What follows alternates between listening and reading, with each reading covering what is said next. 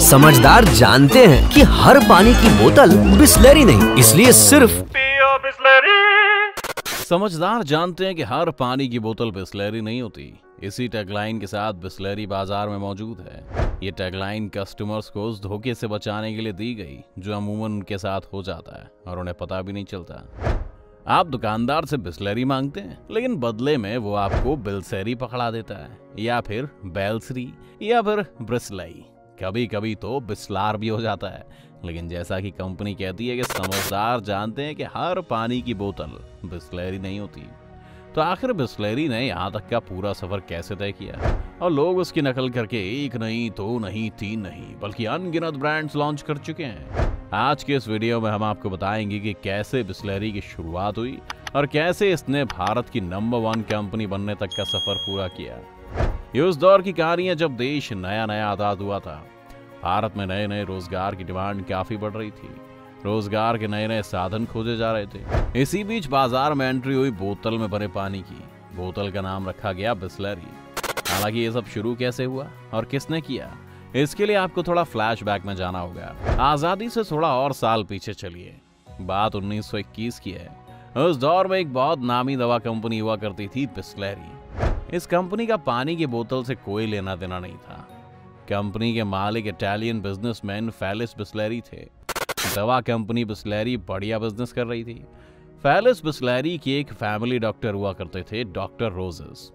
Felis और roses काफी अजीज दोस्त भी थे। रोजेस पेशे से भले ही डॉक्टर थे, लेकिन उनका दिमाग था 2 पैसे के 4 बनाने वाला, यानी पक्का बिजनेसमैन। खैर, डॉक्टर रोजेस को अपने अंदर का हुनर दिखाने का मौका उस वक्त मिला जब फेलिस बिसलेरी इस दुनिया को अलविदा कह गए और अपने पीछे छोड़ गए दवा बनाने वाली कंपनी बिसलेरी। अब बिसलेरी को नया मालिक डॉक्टर रोजेस के रूप में मिल चुका था। रोजेस के दिमाग में बिजनेस करने का आइडिया आया, लेकिन इसके लिए उन्हें किसी खास और भरोसेमंद इंसान की जरूरत थी। फिर क्या, उन्होंने अपने एक घनिष्ठ मित्र को चुना। यह मित्र पेशे से वकील और बिसलेरी कंपनी के लीगल एडवाइजर थे। उनका एक बेटा था, खुशरू संतुक। रोजेस ने बिजनेस पार्टनर के तौर पर खुशरू संतुक को ही चुना। इसके पीछे की वजह थी खुशरू का युवा होना। रोजेस को लगा दौड़ भाग करने के लिए खुशरू संतुक ठीक रहेगा और बिजनेस को उसके साथ आसानी से आगे बढ़ाया जा सकेगा। साल 1965 में रोजेस और खुशरू ने बिसलेरी के नाम से ही पानी की बोतल बनानी शुरू की। इसके लिए बाकायदा मुंबई के ठाणे में पहला बिसलेरी वाटर प्लांट लगाया गया। ये सब तब शुरू हुआ जब किसी ने दूर दूर तक इसके बारे में नहीं सोचा था। ये ठीक उसी तरह था जैसे अब आपसे कोई कहे कि ताज़ा हवा को पैकेट में बंद करके उसे बेचते हैं। पानी को बोतल में बंद करके बेचना भी कुछ ऐसे ही लग रहा था। लिहाजा रोजेस और खुशरू की इस कोशिश को देख उनकी कोई तारीफ तो नहीं करता था, लेकिन उन्हें पागल जरूर कह देता था। ऐसा इसलिए क्योंकि आज़ादी का वो दौर ऐसा था जब देश बंट चुका था। लोग यहाँ से वहाँ अपनों की तलाश कर रहे थे, 2 वक्त की रोटी की जुगाड़ कर रहे थे। जहाँ लोग रोटी के लिए पैसे नहीं जुटा पा रहे थे, वहाँ पानी की बोतल खरीद कर पीने का कोई क्या औचित्य था, और वो भी तब जब उस समय 1 रुपए में मिल रही थी। जी हाँ, शुरुआत में पानी की इस बोतल की लागत बहुत आ रही थी, लिहाजा कंपनी उसे कस्टमर से वसूलना चाह रही थी। लेकिन 1 रुपया उस दौर में बहुत मायने रखता था, लिहाजा इसकी सेल लिमिटेड हो गई। अमीर आदमी इसे खरीद पा रहा था, मिडिल क्लास और लोअर क्लास तो इसकी तरफ देखता भी नहीं था।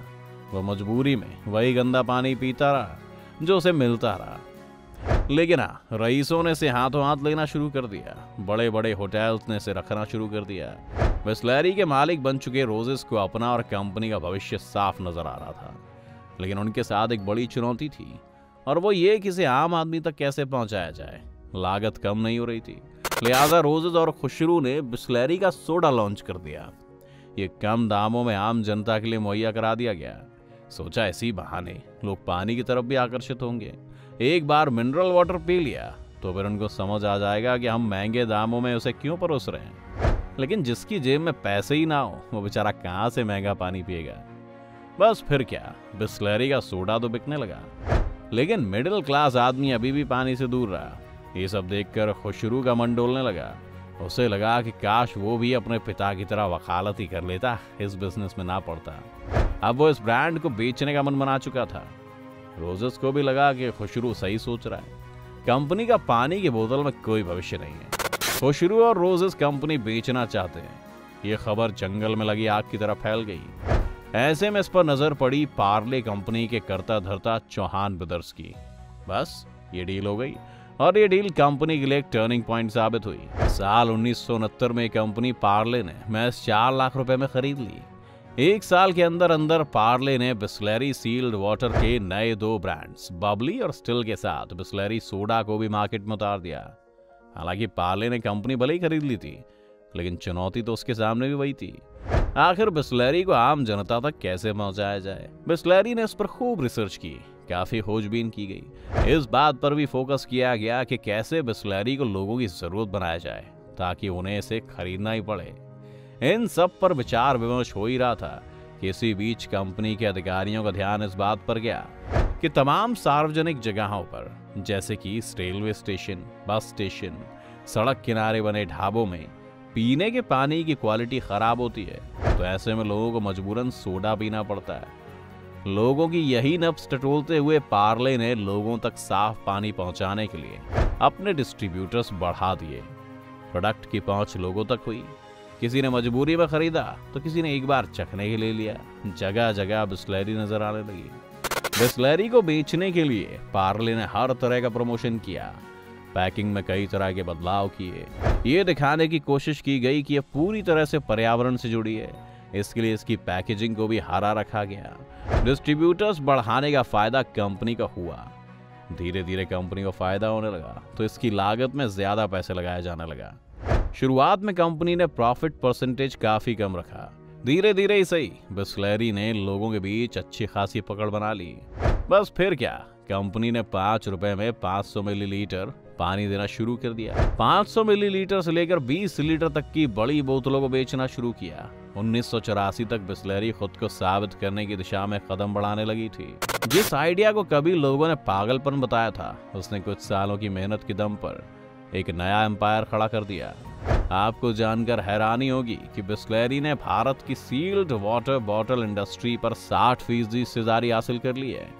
एक प्लांट से शुरू हुआ यह कारोबार आज 100 प्लांट्स की बदौलत चल रहा है। बिस्लेरी रोजाना लगभग 2 करोड़ लीटर से भी ज्यादा पानी बेच देती है और ऐसा करने वाली वो सबसे बड़ी कंपनी बन गई है।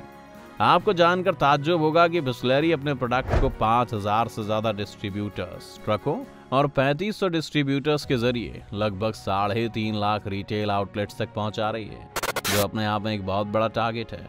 बात करें कंपनी के टर्नओवर की तो साल 2019 में भारत में बिस्लेरी की मार्केट वैल्यू $24 बिलियन थी।